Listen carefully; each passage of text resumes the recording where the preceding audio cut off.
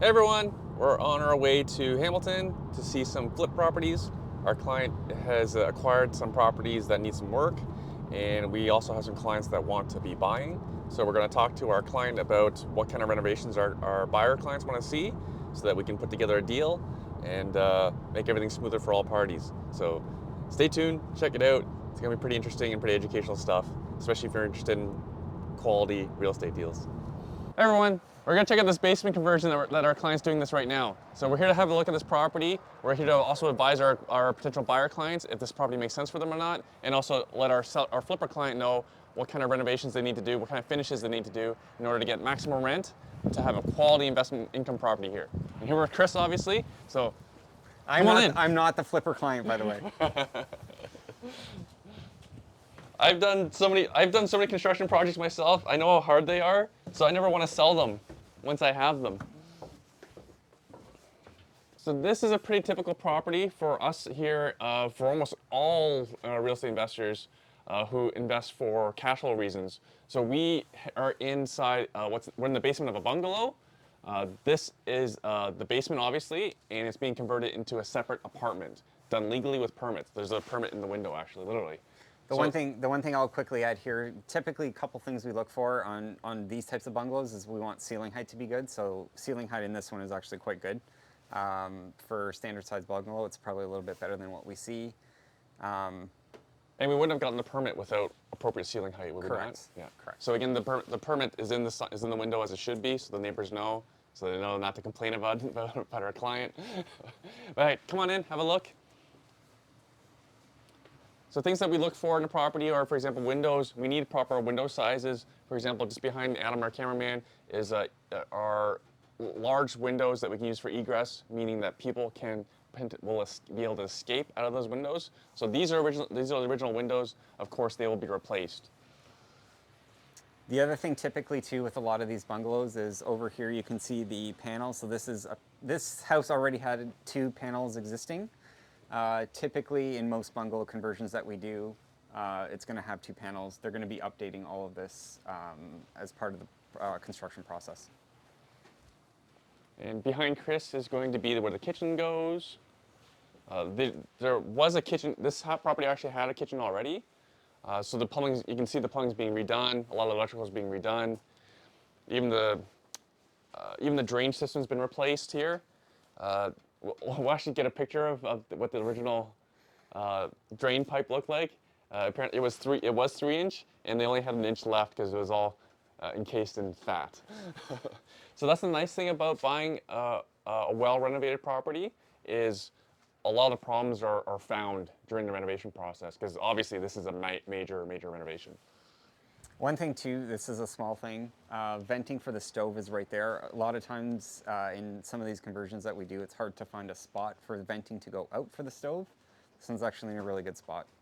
It's going to make the conversion of that stove process easier. Our typical basement conversion, typical because this is how we find we get the most money for our basement, is we always want at least 2 bedrooms. We find that one bedroom gets you less rent for the same amount of space. And a 3-bedroom often is too crowded. It's a little bit too much for the size of the footprint of the basement. Hence, our model has always been to be doing 2-bedroom units. So, Chris, where do you think the 2 bedrooms are going to be? So bedroom number 1 is actually going to be over here. So you're going to walk through kind of a doorway. You're going to have like a little open doorway here, and then this will be kind of bedroom number 1. It's also got a decent sized closet as well, which is nice. And then if you go over here, this will be bedroom number 2 over here. So this is just a more standard sized bedroom. Again, nice closet, and your egress window is actually going to be right there. The code that I used to work off was 24 inches. Roughly 4 square feet. There was a minimum length and width. So in my legal duplexes, my windows are the same size as these. We use a pretty cookie cutter approach in terms of our investing. We just find what works, gets the most rent as possible. We repeat the same process over and over again. And then the key thing is also, like all my windows, they're all removable without tools. So folks can just flip a few switches on the window basically to be able to move it. Again, they can remove the window without any tools, and they can fit a human being out the window. And again, these ones will have to be replaced. Typically, the egress windows that we're seeing now are just actually pop-outs. You can either pop out or pop in. They're just based on a handle lever. So they've made them, I think they've... The technology's improved? Yeah, the technology's improved for sure. Yeah. And they seem to have required more technology, as we were discussing before we were recording. Like for the ceilings, for example.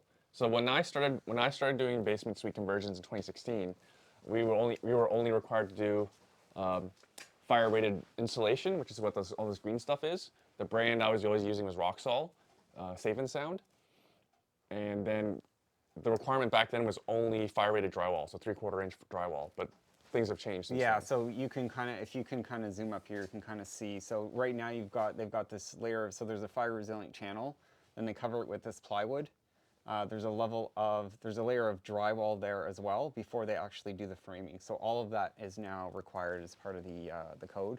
In this particular house, they're using 2 layers of Roxol.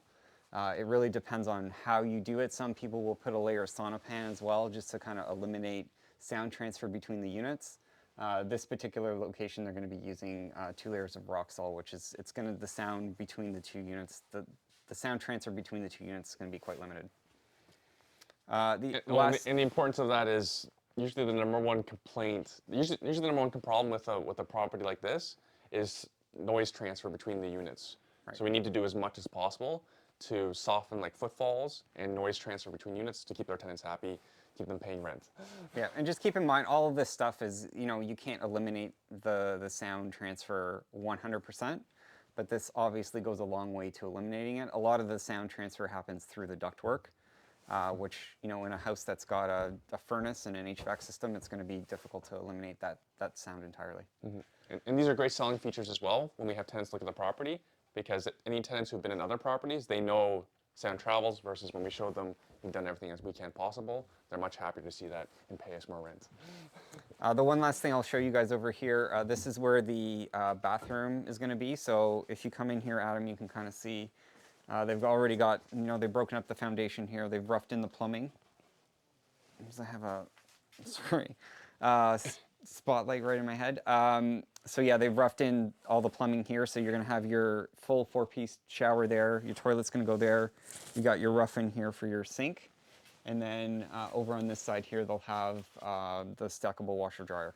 Or if we're lucky for anyone who's going to buy this property, they'll have a completely permitted, legal income property that's turnkey. They won't have to lift a finger to do anything. Yep. And then part of our services as well, we'll actually even help our client work with a tenant location service to fill this property with a tenant who's been properly screened, someone who's going to help you build equity, pay rent on time. The one other thing too, I'll just quickly touch on is a lot of time when people are running calculations for these types of properties, a lot of people will factor in like a maintenance cost. Typically, the maintenance costs on these ones typically tend to be a little bit lower, just because stuff like your plumbing is being updated, your electrical is being updated, your HVAC is being updated, and those are typically your big ticket items when it comes to maintenance costs for a particular home of this size. Also, because we're working with a quality contractor, they will warrant their work. Very important.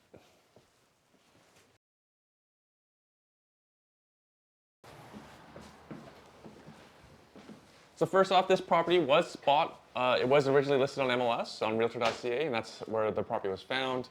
This is our pretty typical 1950s bungalow here in Hamilton. You can find these type of properties almost in every town in Ontario. Yes. They're all built around the same age. So we're standing in the living room right now. From what we know of the property, the window behind you is actually original. You can see there's actually several single pane windows, so that's all being replaced.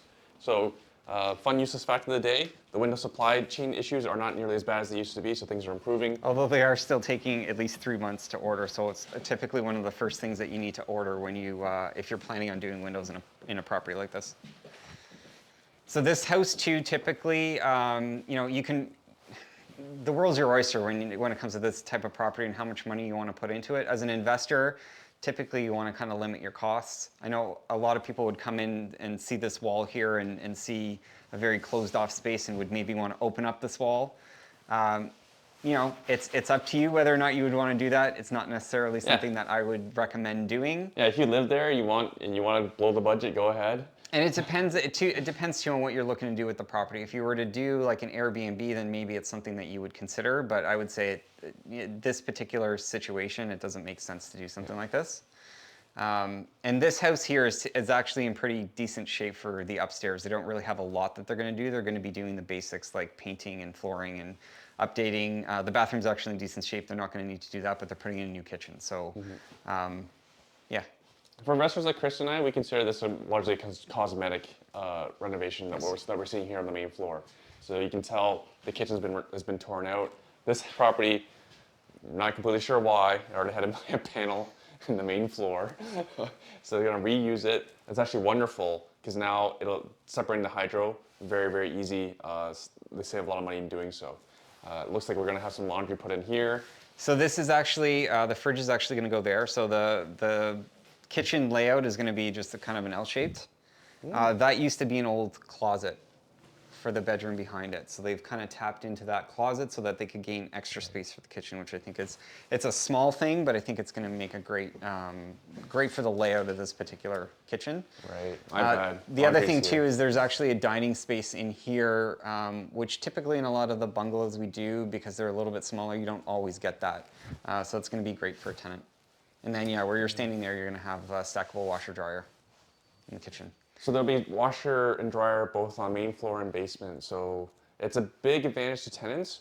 They don't have to go outside the home to a laundromat. They can do laundry inside the home. Big selling feature. We do this pretty much in all of our income properties.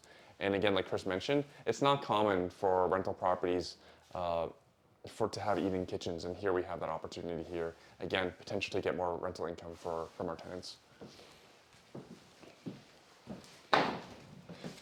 And then the rest of the house is pretty typical for a dated house. We have original hardwood floors. If they're in good enough condition, typically we'll just try to refinish them.